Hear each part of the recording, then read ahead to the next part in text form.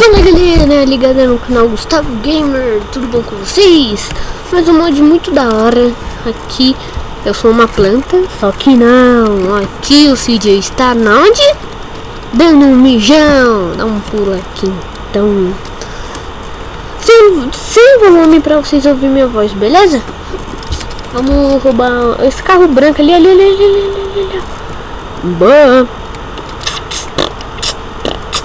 Nossa! E essa caminhonete aqui, filho? Nossa, que é minha. Olha! O alto-falante tá lá, quebrei o alto-falante dele. Uma puta. Ixi! Morreu. Os polícia. Nossa, força. Isso, mano.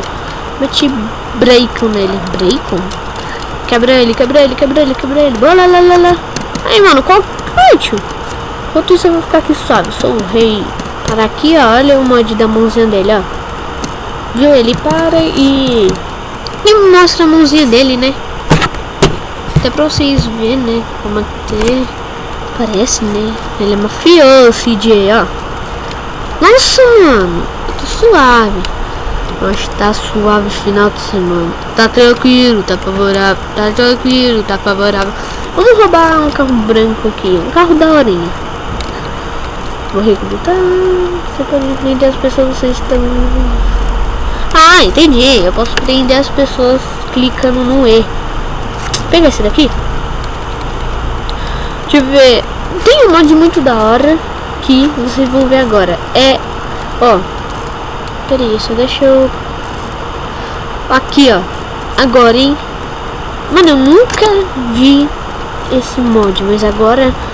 Ainda vocês ligam 3 sets, que é muito da hora, né, ó. E tem um paredão, né, que foi do mod anterior. Lembra? Ele tá suave. Só o jogo tá me gravando. Aqui, ó, ligue 3 sets. Nossa, eu tô achando também que tá muito rebaixado, hein. E o mod de nitro, hein. E o mod de litro sai até... O Felipe Seno. Agora nós pode ser até...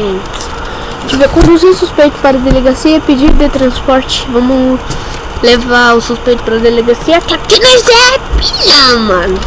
Vamos pra escola, vamos levar esses caras aqui pra escola.